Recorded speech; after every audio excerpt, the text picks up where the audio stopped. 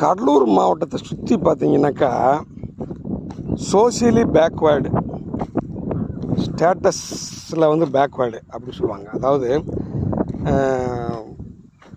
சமுதாயத்தில் ரொம்ப பிற்படுத்தப்பட்டவர்கள், அதே மாதிரி படிப்புலேயும் பிற்படுத்தப்பட்டவர்கள், எல்லா விதத்துலையுமே பிற்படுத்தப்பட்டவர்கள் அப்படிங்கிற ஒரு சமூகத்தில் எங்கள் கல்லூரி அவங்களுக்கு சேவை செய்ய வேண்டும் என்று ஆரம்பிக்கப்பட்டது. அப்போ நாட்டு நல பணித்திட்டம் அதை தான் செய்யுது. அவங்களுக்கு போய் உதவி பண்ணணுன்றது தான். அதாவது நீங்கள் ஒரு சென்னை போன்ற பெருநகரங்களில் ஒரு நாட்டு நல திட்டம் செய்கிறதும், இல்லை எங்கள் மாதிரி கிராம இந்த ரூரல் ஏரியாவில் இருக்கிற ஒரு செட்டப்பில் இருக்கிற ஒரு பல்கலைக்கழகம் நாட்டு நல பணித்திட்டம் செய்கிறதுக்கு வித்தியாசம் இருக்குது. ஏன்னா எங்களை சுற்றி கிராமங்கள் தான் நிறையா இருக்குது.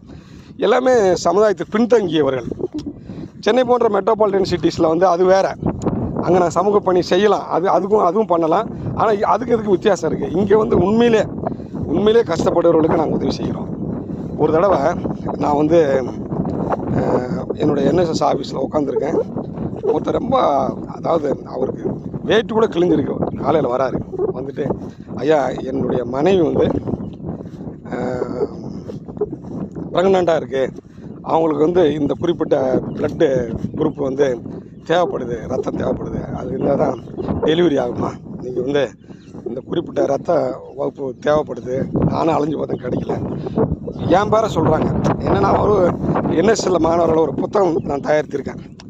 எல்லா மாணவர்களுடைய அந்த ரத்த வகுப்பை அதில் பதிவு செய்திருக்கேன். அவங்க அட்ரஸ்ஸு, ஃபோன் நம்பர் எல்லாமே. நான் பார்க்குற ஒரு 4-5 பேர் இருக்கிறாங்க அந்த ரத்த வகுப்பில். உடனே அது ரேர் ப்ளட், உடனே ஃபோன் பண்ணி அந்த பசங்களை வர சொல்லி அவங்களுக்கு ப்ளட் கொடுத்தோம். நல்ல முறையில் டெலிவரி ஆகிட்டு போயிடலாம். இது மாதிரி நிறைய ஆக்சிடென்ட் கேஸ் வருவாங்க, ரத்தம் கேட்டு வருவாங்க. இதெல்லாம் நாங்கள் பண்ணியிருக்கோம். இதெல்லாம் சமூக பணி தானே. இதை விட ஒன்று நடந்தது, அது வேற ஒரு காணொலியில் நான் வந்து பதிவு பண்ணுறேன்.